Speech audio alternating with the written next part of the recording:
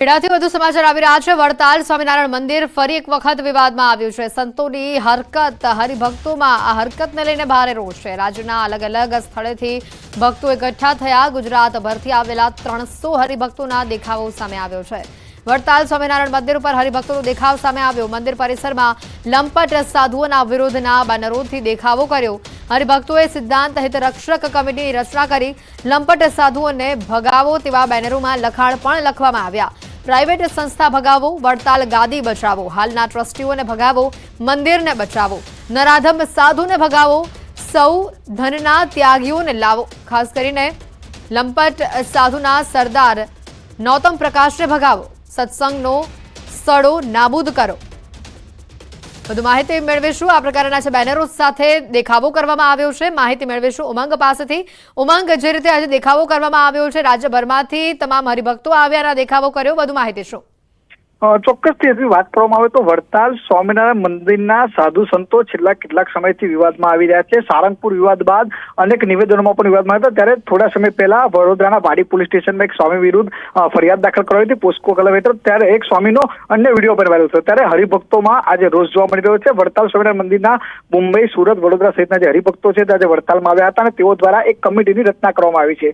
સ્વામિનારાયણ સંપ્રદાયને બચાવવા માટે આ કમિટીની રચના કરવાનો તેમનો મુખ્ય ઉદ્દેશ છે અને ત્યારે આજે તેઓ મંદિર અંદર આવેદનપત્ર આપવા માટે આવ્યા હતા। વાત કરવામાં આવે તો હરિભક્તો દ્વારા શ્રી સ્વામિનારાયણ સિદ્ધાર્થ હિતરક્ષક કમિટીની રચના કરવામાં આવી છે। જ્યારે મંદિરમાં આવેદનપત્ર આપવા માટે આવ્યા ત્યારે કોઈ પણ સ્વામી ત્યાં ઉપસ્થિત ન હતા। ત્યારે આ જે આવેદન આપવા આવેલા જે હરિભક્તો છે તેમના દ્વારા જે સૂત્રો સાથે ત્યાં આગળ વિરોધ નોંધવામાં આવ્યો છે। વાત કરવામાં આવે તો લંપટ સાધુ અને ભગાવો, સંપ્રદાયને બચાવો તેવા સૂત્રોચ્ચાર કરવામાં આવ્યા છે। કારણ કે આ સાધુઓ દ્વારા જે નરાધમ સાધુઓ દ્વારા જે કૃત્ય કરવામાં આવી રહ્યા છે તે ક્યાંક ને ક્યાંક ધર્મને નુકસાન પહોંચાડી રહ્યા તેવું તેમનું સ્પષ્ટપણે માનવું છે। ત્યારે આજે 300 થી વધુ હરિભક્તો મંદિરમાં આવી આ પ્રકારના સૂત્રોચ્ચાર કર્યા હતા। જ્યારે મંદિરના જે ધર્મસભાના પ્રમુખ છે નૌતમ સ્વામી, તેમના વિરુદ્ધ પણ સૂત્રોચ્ચાર કર્યા હતા અને તેઓને પણ અહીંયાથી ભગાવો અને મંદિરને બચાવો આવા તમામ સૂત્રોચ્ચાર સાથે તેઓ આ મંદિરને જે નામ ખરાબ થઈ રહ્યું છે, સ્વામિનારાયણ ભગવાન સાથે જે આસ્થા જોડેલી છે તેને લઈને તેઓ વિરોધ કરે છે। ચોક્કસ તેઓની એક જ માંગ છે કે મંદિરમાં આ પ્રકારના જે સાધુઓ છે તેમજ સૌથી મોટો આક્ષેપ તેઓ દ્વારા એવો પણ કરવામાં આવી રહ્યો છે કે હાલના જે મંદિરના જે સાધુ સંતો વહીવટ કરે છે તેઓ પોતાનો પ્રાઇવેટીકરણ કરી અને પોતાનો કરોડોમાં ધંધો પણ કરતાના આક્ષેપો કરવામાં આવી રહ્યા છે। ત્યારે ત્યાં આજે જ્યાં સાધુઓ છે તેમની સામે કાર્યવાહી કરવામાં આવે તેમની મુખ્ય માંગ રહી છે। તેમજ જે ચેમ્પિયન છે તેઓ અત્યારે રાજીનામું આપે અને અન્ય જે હરિભક્તો તેમને સ્થાન આપે તેવી તેઓ માંગ કરી રહ્યા છે। ઉમંગ, આભાર માહિતી બદલ। તો આ તરફ રાજકોટમાં શાળાના પહેલા જ દિવસે ન્યૂઝ 18 ગુજરાતીની ટીમે રિયાલિટી ચેક હાથ ધર્યું તો સામે આવ્યું કે સ્કૂલ વાન ચાલકો જ નહીં, વાલીઓ હવે પોતાના બાળકોને શાળાએ મૂકવા માટે આવી રહ્યા હતા। ત્યારે સ્કૂલ વાન ચાલકો પોતાની ફરજથી કેમ અળગા રહ્યા તેની સાથે વાત કરી તો જાણવા મળ્યું કે કેટલાક સ્કૂલ વાન ચાલકો કહી રહ્યા છે કે સ્કૂલ વાનના કેટલાક નિયમો પોસાય તેમ નથી, કેટલાક સરકારી કામો પેન્ડિંગ છે અને જેના કારણે સ્કૂલ વાનથી અમે બાળકોને લેવા મૂકવા આવ્યા નથી। આ સાથે જ સ્કૂલ વાન ચાલકો માંગ કરી રહ્યા છે કે જે અમારી વાનને નિયમો લાગુ પડે છે તે જ નિયમો શહેરની બહાર ફેરા કરતી વાન ચાલકોને પણ લાગવા જોઈએ। આ સાથે કેટલાક સ્કૂલ વાન ચાલકો નિયમોનું ઉલ્લંઘન કરતા હોવાનું પણ સામે આવ્યું છે।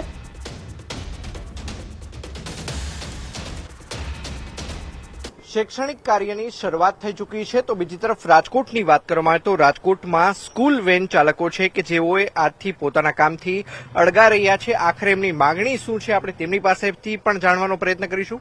શું કહેશો, તમારી કયા પ્રકારની માગણી છે ને શા માટે આજરોજ વર્દી નથી ભરવામાં આવી? માંગણીમાં સાહેબ એવું છે કે આરટીઓ અધિકારીઓ અમે આરટીઓ અધિકારી પાસે 2 વખત ગયા, કમિશનર કચેરી ગયા, પોલીસ કમિશનરને પણ મળ્યા, પણ અમારી જે માંગ છે એ સોલ્યુશન નથી થતું। શું માંગ છે આપની? અમારી માંગ એવી છે કે આરટીઓમાંથી એમ કે છે કે 7 છોકરા જ બેસાડવાના, 8 છોકરા જ બેસાડવાના, તો એ અમને તો વાંધો નથી પણ વાલીને ના પોસાય કે ફી સીધી ડબલ થઈ જાય અને અમારી ગાડીમાં બધા વાલીના જે હોય છે બધા મધ્યમ વર્ગના વાલી હોય છે। તો તમામ ગાડીમાં તમે જુઓ જામનગર પાટે હાલે, અમદાવાદ પાટે હાલે, કંપની સીટ બધી નીચે જ આવે છે, કોઈ આગી પાછી થતી નથી। તો વેનવાળા ઉપર જ આ રૂટ કેમ છે?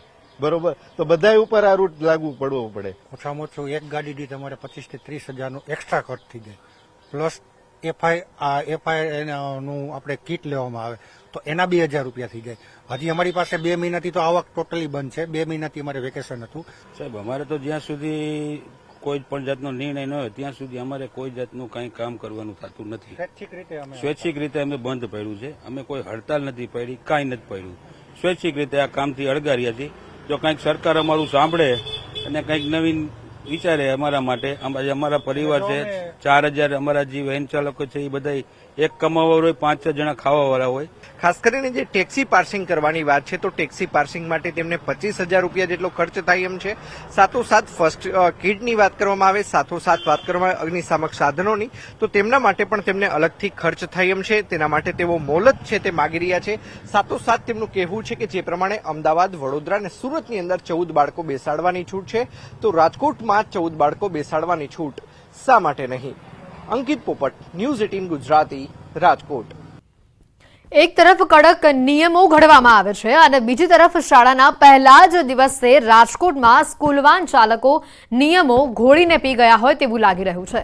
આ દ્રશ્યોમાં જોવાઈ રહ્યું છે કે ઘેટા બકરાની જેમ બાળકોને સ્કૂલ વાનની અંદર ભરવામાં આવ્યા. તેમને કોઈ નિયમ લાગુ ન પડતો હોય તેવું અહીંયા ક્યાંક લાગી રહ્યું છે.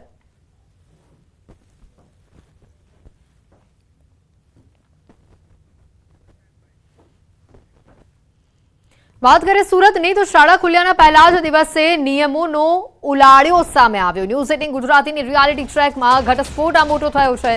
સ્કૂલ વાન ચાલકો નિયમો ઘોડીને પી ગયા છે. સ્કૂલ વાનમાં કોઈ પણ પ્રકારની ફાયર સેફટી નથી, મેડિકલ કિટ નથી, જરૂરી ડોક્યુમેન્ટ્સ પણ નથી, અગ્નિશામક સાધનો પણ નથી. તંત્ર દ્વારા શાળાઓ શરૂ થાય તે પહેલા જ સ્કૂલ વાન અને ઓટો રિક્ષા ચાલકોને નીતિ નિયમોનું કડકપણે પાલન કરવા માટેની સૂચનાઓ આપવામાં આવી હતી. પરંતુ જાણે આ સ્કૂલ વેન ચાલકોને આ નીતિ નિયમો લાગુ ન પડતા હોય તે પ્રકારના આ દ્રશ્યો સુરત શહેરથી સામે આવી રહ્યા છે. ત્યાં સુધી કે આગ લાગે ત્યારે જરૂરી એવું ફાયર એક્સટિંગ્વિશર સિલિન્ડર પણ બંધ ડિક્કીમાં મૂકવામાં આવ્યું, જે ગંભીર પ્રકારની બેદરકારીઓ સ્કૂલ વેન ચાલકોની સામે આવી છે, જે બતાવે છે કે સુરત આરટીઓ અને શહેર ટ્રાફિક પોલીસ તરફથી ચેકિંગના નામે માત્ર ઢાંક પીછોડો જ કરવામાં આવી રહ્યો છે.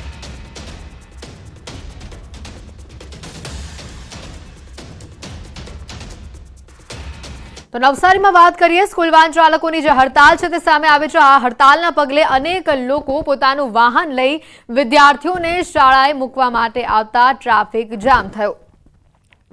છાપરા 4 રસ્તા ખાતે વહેલી સવારે લાંબો ટ્રાફિક જામ થયો. આ વિસ્તારમાં મોટા પ્રમાણમાં શાળાઓ આવેલી હોવાથી સવારના સમયે ટ્રાફિક જામ થયો. ટ્રાફિક પોલીસની વ્યવસ્થા ન હોવાના કારણે લોકોનો કિંમતી સમય અહીંયા ટ્રાફિક જામમાં ફસાતા વેડફાયો હતો.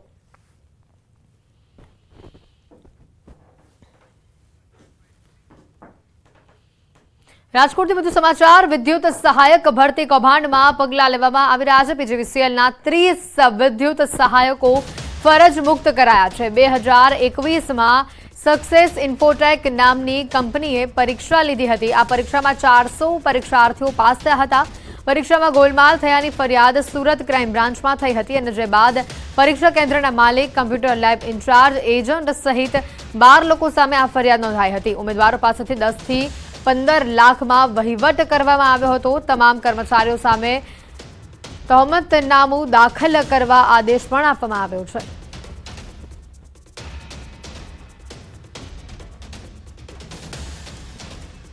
બનાસકાંઠાની વાવ બેઠકથી જ્ઞાનીબેન ઠાકોર આપશે રાજીનામું. જ્ઞાનીબેન ઠાકોર વાવ એમએલએ પદેથી રાજીનામું આપશે. ગાંધીનગરમાં વિધાનસભા અધ્યક્ષને તેઓ પોતાનું રાજીનામું સોંપશે. બનાસકાંઠા લોકસભા બેઠકથી તેઓ જીત્યા છે. સાંસદ પદે જીતતા વાવ એમએલએ પદેથી તેઓ રાજીનામું આપશે.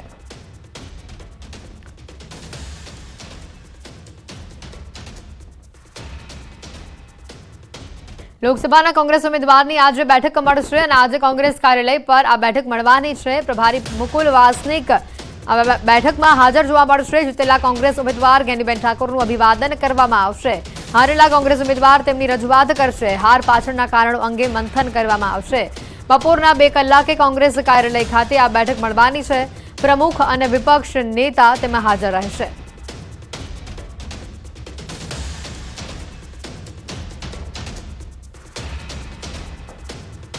ફોરેસ્ટ બીટગાર્ડની પરીક્ષા મુદ્દે યુવરાજસિંહે પ્રતિક્રિયા આપી છે. પ્રશ્નોના જવાબ ભૂલ ભરેલા હોવાની તેમણે વાત કહી છે. સચિવ હસમુખ પટેલ સાથે ચર્ચા થઈ. તમામ પ્રશ્નો કે જે અધિકૃત પુરાવા અપાયા 27 જૂન સુધીમાં રિવાઇઝ આન્સર કી જાહેર કરવામાં આવશે. રૂબરૂમાં આધાર પુરાવા અરજદારે સોંપવાના રહેશે. સિંગલ પેપર માધ્યમથી પેપર લેવામાં આવશે.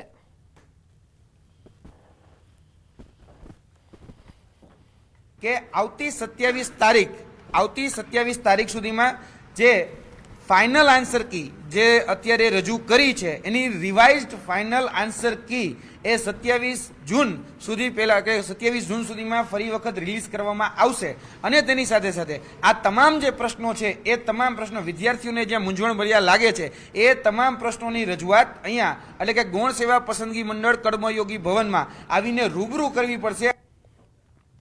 રાજકોટની સૌરાષ્ટ્ર યુનિવર્સિટીની બોર્ડ ઓફ મેનેજમેન્ટની મિટિંગમાં મોટો નિર્ણય લેવામાં આવ્યો છે। સૌરાષ્ટ્ર યુનિવર્સિટી સંલગ્ન LLMની 6 ખાનગી કોલેજોની માન્યતા રદ કરવામાં આવી છે। LLM સંસ્થાઓને આપવામાં આવેલી માન્યતા બાર કાઉન્સિલ ઓફ ઇન્ડિયાના નિયમ વિરુદ્ધની છે। વિવાદિત ઇન્ચાર્જ કુલપતિ પ્રોફેસર ગિરીશ ભીમાણી આપેલા માન્યતા રદ કરવાનો નિર્ણય લેવામાં આવ્યો છે। 6 કોલેજોમાં 460 જેટલા વિદ્યાર્થીઓ ભણી રહ્યા છે અને તે વિદ્યાર્થીઓને સૌરાષ્ટ્ર યુનિવર્સિટીના કાયદા ભવનમાં સમાવવામાં આવ્યા।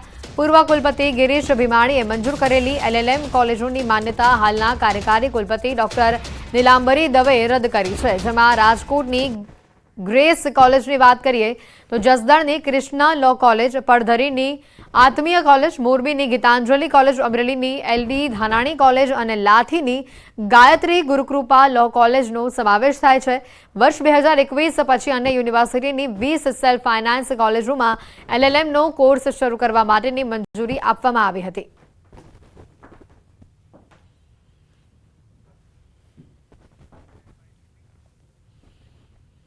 ગીર સોમનાથથી મોટા સમાચાર આવી રહ્યા છે। ધારાસભ્ય વિમલ ચુડાસમાનો મોટો ધડાકો સામે આવી રહ્યો છે। વેરાવળ ભીડિયામાં 2 નંબરના ધંધા ચાલતા હોવાની એસપીને તેઓએ રજૂઆત કરી છે। દારૂ, વરલી મટકા, ડ્રગ્સ, ક્રિકેટનો સટ્ટો રમાતો હોવાની તેમણે રજૂઆત કરી છે। સ્થાનિક પોલીસની રહેમનજર હેઠળ જ ગેરકાયદે ધંધા ચાલતા હોવાનો ઉલ્લેખ કરવામાં આવ્યો છે। એક્શન લેવામાં નહીં આવે તો જનતા રેડ કરવાની ચીમકી ધારાસભ્ય દ્વારા ઉચ્ચારવામાં આવી છે। ધારાસભ્યની રજૂઆતથી પોલીસ બેડામાં ખળભળાટ મચ્યો છે।